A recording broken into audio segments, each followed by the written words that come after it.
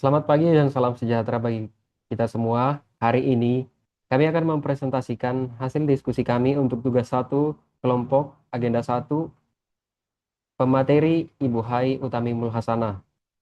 Anggota kelompok saya sendiri Peris Petrus Sinaga, yang kedua Ibu Nur Humairoh, yang ketiga Bapak Mobil Marsudi Sibamora. Tugas ini berjudul Analisis Isu Global Aktual Berpotensi Ancaman Gangguan Hambatan Tantangan Terhadap Ketahanan Nasional. Pendekatan metodologis yang digunakan adalah APKL, USG, dan fishbone diagram dalam menjaga kehidupan bermasyarakat, berbangsa, dan negara. Bagian pertama, identifikasi dan pemetaan isu. Kami memilih 3 isu global aktual yang berpotensi menjadi ancaman gangguan hambatan dan tantangan atau AGHT bagi Indonesia. Isu yang kami pilih adalah yang pertama itu disrupsi pekerjaan akibat AI. Potensi AGHT yang ditimbulkan itu hambatan dan gangguan terhadap ketahanan ekonomi nasional dan stabilitas tenaga kerja. Apa dasar kami untuk memilih isu ini? Sesuai fakta data, riset McKinsey di tahun 2024 mencatat hampir 30% pekerjaan di Indonesia berisiko terotomatisasi.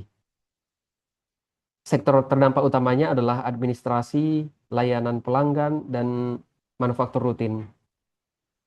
Disrupsi ini akan menyebabkan risiko pengangguran terstruktur jika adaptasi keterampilannya terhambat. Isu kedua yang kami pilih adalah infiltrasi nilai LGBTQ+.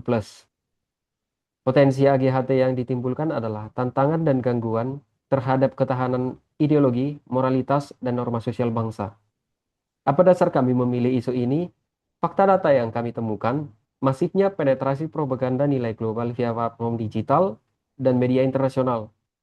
Kemudian kami juga menilai bahwa ini sangat berbenturan langsung dengan norma Pancasila, hukum keluarga, dan kearifan lokal, sehingga dapat memicu polarisasi sosial dan pergeseran nilai moral budaya Nusantara. Kemudian yang ketiga yang utama adalah mengenai krisis pangan dan gagal panen. Potensi AGHT yang ditimbulkan adalah ancaman vital kedaulatan negara. Gagal panen skala besar berdampak langsung pada kelangsungan hidup bangsa, stabilitas harga, dan keamanan nasional. Dasar kami mengambil isu ini adalah menurut data BPS, penurunan luas lahan sawah produktif dari 7,4 juta hektar menjadi 6,6 juta hektar akibat alih fungsi. Kemudian data yang kedua adalah inflasi pangan bergejolak atau volatile food sempat menyentuh angka 7,1%. Dan yang ketiga, ketergantungan impor gandum nasional melebihi 10 juta ton per tahun. Kemudian akan dilanjutkan oleh rekan saya. Terima kasih. Selanjutnya kami menggunakan metode APKL dalam penetapan isu di bawah ini. Di sini kita lihat ada 3 isu yang kami angkat. Yang pertama, disrupsi pekerjaan akibat otomatisasi AI. Yang kedua, infiltrasi nilai LGBTQ+ terhadap moralitas. Dan yang ketiga, ancaman gagal panen dan krisis pangan global. Dari ketiga isu tersebut, didapatkan nilai APKL-nya yang paling tertinggi yaitu ancaman gagal panen dan krisis pangan global. Selanjutnya,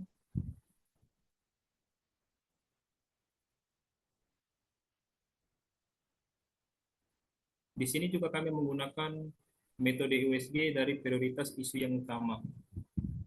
Ya, isunya tetap sama yaitu pengambil alihan lapangan kerja oleh AI, infiltrasi budaya dan nilai LGBTQ+, dan ancaman gagal panen sumber pangan. Dari USG-nya tetap didapatkan core isunya yaitu ancaman gagal panen sumber pangan. Yang ketiga kami menggunakan akar masalah yaitu fishbone. Yang pertama itu dari lingkungannya atau environment. Terdapat alih fungsi lahan sawah produktif berkurang 320.000 hektar, di mana meningkatnya intensitas cuaca ekstrim yaitu El Nino dan La Nina yang merusak siklus tanam. Dari sumber daya manusianya didapatkan penuaan usia petani tanpa regenerasi memadai dari regenerasi muda. Adopsi teknologi smart farming yang minim. Di sini kami menganalogikannya yaitu tidak adanya eh, anak-anak muda di Indonesia yang mau menjadi petani. Terus dari tata kelolanya yaitu infrastruktur irigasi durabel belum merata, ketidakefisienan rantai distribusi pangan, serta dominasi tengkulak atau spekulan harga. Dari material dan geopolitiknya didapatkan ketergantungan impor bahan baku pupuk dan gandum impor yang terganggu akibat dinamika konflik politik internasional.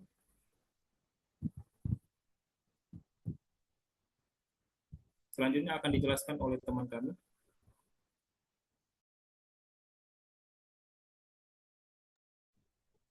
Terima kasih Bapak Mobil. Selanjutnya saya ambil alih untuk menjelaskan. Dampak AGHT jika tidak diberantas. 7,1% lonjakan inflasi pangan saat krisis terjadi.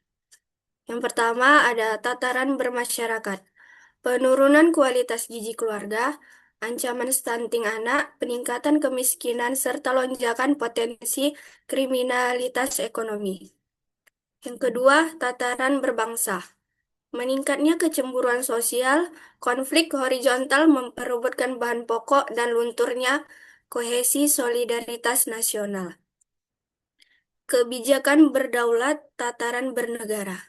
Ancaman stabilitas politik nasional, kerapuhan kedaulatan dari dikte negara eksportir, dan ancaman legitimasi pemerintah.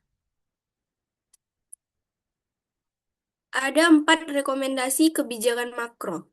Yang pertama, reformasi agraria dan proteksi lahan ketat, yaitu penegakan hukum tanpa kompromi terhadap pengalihfungsian lahan sawah dilindungi untuk kawasan industri atau perumahan.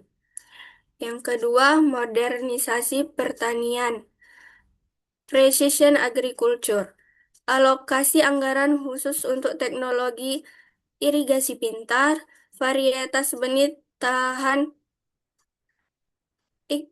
iklim ekstrim, dan otomatisasi jaringan distribusi. Ketiga, reformasi subsidi dan proteksi petani.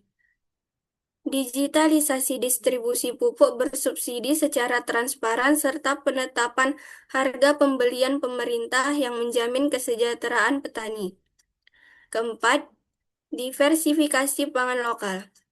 Penguatan food estate berbasis kelestarian dan promosi bahan pangan alternatif lokal atau sagu, singkong, jagung mengurangi ketergantungan beras dan gandum.